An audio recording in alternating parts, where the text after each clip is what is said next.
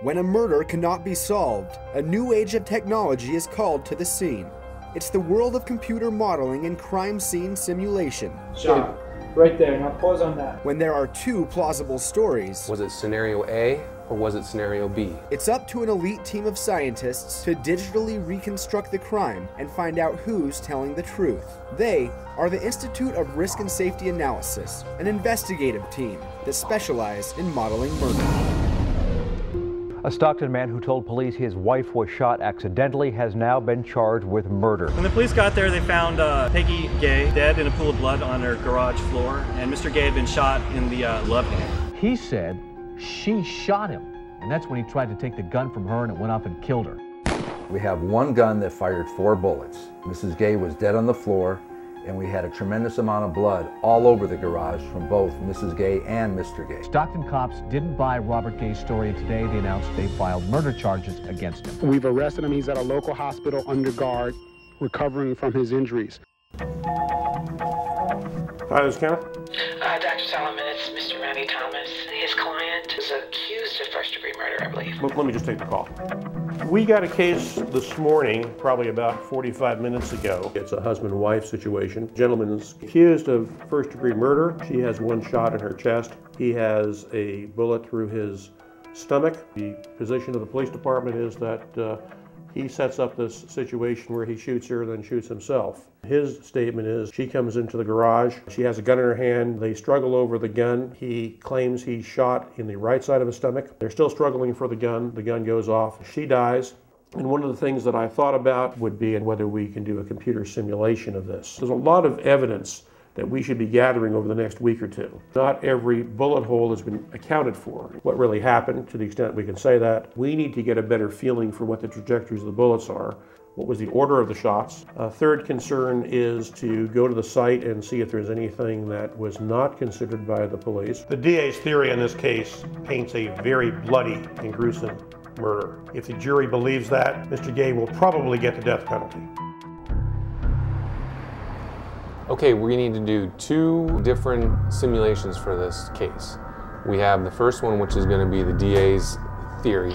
Bob Gay planned this whole thing, bought the gun, came home, lured his wife into the garage, and shot her. The second scenario is going to be the defense theory, which is Peggy Gay shot him, a struggle ensued, and the gun ultimately went off, striking Peggy in the chest.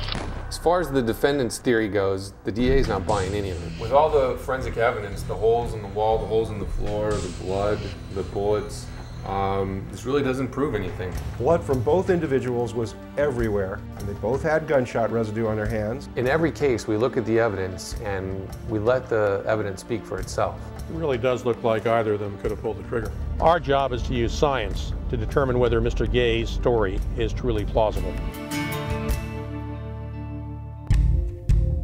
Investigators begin by thoroughly reevaluating all forensic evidence. I was just taking a look at the pictures of this Gay case.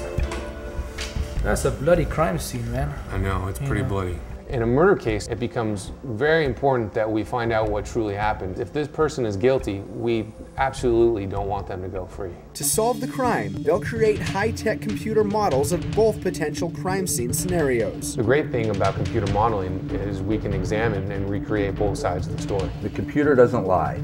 It has no bias, it has no prejudice. What it tells us is the pure truth. We really need to look at the bullet, we need to look at the chair. If we can get a trajectory on that bullet, that'll be a huge break for us. Well, we have a few points already, so it looks like we should be able to.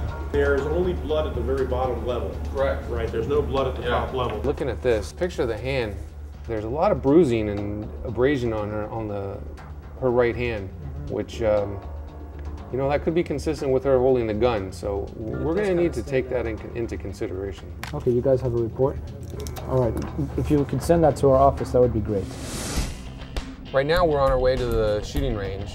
We've purchased an exact copy of the gun that was used at the crime scene. We're going to shoot a similar plastic chair that was in the garage, cotton t-shirts to see the size holes and stippling marks that occur.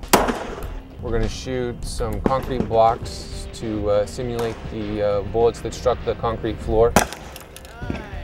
This is all part of us trying to recreate as much as we possibly can. Investigators also conduct thorough reevaluation at the scene of the alleged crime. You know, you're a similar height, so put your arm out like you were going to shoot.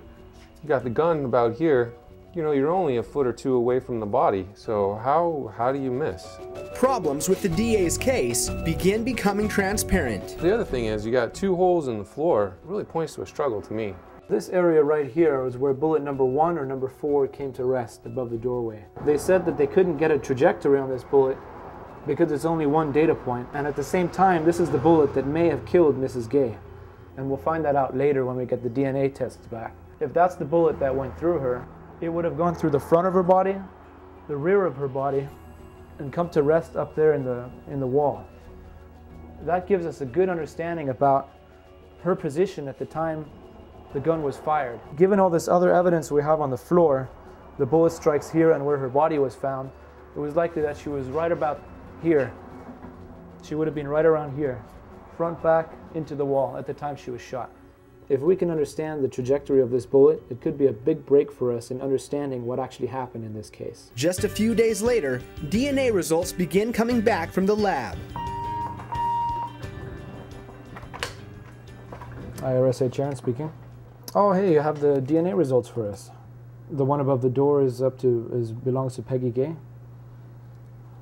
Well, that just made things a little bit more interesting. So we just got a call from the DNA analyst. Yeah. The DNA in the bullet above the door was Peggy Gay's. See, I told you, man. Yeah, it looked like it, but now we have that confirmed. Now that we know as much as we do about the bullets, it makes modeling the incident that much more accurate. The crime scene computer models can now begin final construction. What do we have so far? You know, we know there's 5 bullets involved in this incident. There were 2 shot into the floor, 1 into the wall above the doorway. Yes. There's 1 that landed up in a plastic chair, and then the 5th bullet remained in the gun. The final stage before perfecting the models will be for animators to physically recreate both crime scene scenarios. The physical reenactment is a great tool for us because we can move people around. He could have pulled the trigger, like, you know, on her finger. Help us determine who was the aggressor, who had the gun, where everybody was when the shots were fired. I get to play the role of Mr. Gay, which, according to the DA, was not a very nice person. All right, gun's starting to come up. 3, 2, 1, go. Starting to bend up. Okay, reaching the breast area. Okay, right there. Now pause on that. As the investigation continues, the team gets closer to answering vital questions. What do you think of all this? Well, when we look at all the physical evidence, when we take into account the blood, the holes in the wall, the holes in the floor, the bullets that struck the wall, we were able to determine that Mrs. Gay was shot while she was slightly bent over in a standing position, but not laying on the ground. Our analysis of Peggy's injuries on her hands showed that she was holding the gun. This is her hand. That looks like a wound shot on her hand consistent with holding a gun. So she's holding it, she's right-handed as well. That's her left shoulder. There were actually 5 holes to be analyzed in this trajectory. There was 1 in the front of her shirt, 1 through the front of her body, 1 through the rear of her body, 1 through the rear of her shirt, and then the 1 above the door. This trajectory is consistent with Peggy being bent over, struggling for the gun when she was shot. With data collected, the computer models start to tell a story. The gun went off in a struggle. 2 bullets hit the floor, and 1 killed Peggy Gay, lodging itself in the wall above the door. The question remains about the bullet that shot Mr. Gay. Initially, the district attorney then offered their opinion that Mr. Gay perhaps sat in the chair, shot himself on the side, and that's what caused the hole through him, through the chair. What I need you to look at real closely is this bullet that landed on top of the chair. Now, it's either bullet number 1 or bullet number 4, depending on which scenario we're talking about. The authorities claimed that 1 hole in the chair wasn't enough to get a trajectory on that bullet. The DA says that they were unable to determine a trajectory of this bullet. When we looked under the chair, we saw a series of ribs that had been fractured by the bullet. They also examined holes in Mr. Gay's body and clothing. Once you line all these holes up, the trajectory of bullet 4 becomes clear. It comes from the front to the rear, through Mr. Gay, into the chair. As if he were standing when he was shot. That very much supports the fact that she shot him first. Absolutely. The bullet passed through him, entered the chair, all the holes line up. The scientific testing concludes that Mr. Gay was in fact shot first. A struggle for the gun ensued, and 2 more shots were fired into the garage floor. The struggle ended with the final shot that killed Peggy Gay. All our testing proved that the most plausible, credible story was that of the defendant. When Robert Gay's case proceeds to trial, these facts convince a jury to find him not guilty of first-degree murder. We determined that there were at least 27 different points that were not considered by the district attorney's office that in fact supported Mr. Gay's story. Without the expertise and the technology employed by Mr. Solomon and his team, Mr. Gay might be facing the death penalty right now. For us, it's just another case. We did our job and we did it right. Tomorrow it'll be something else.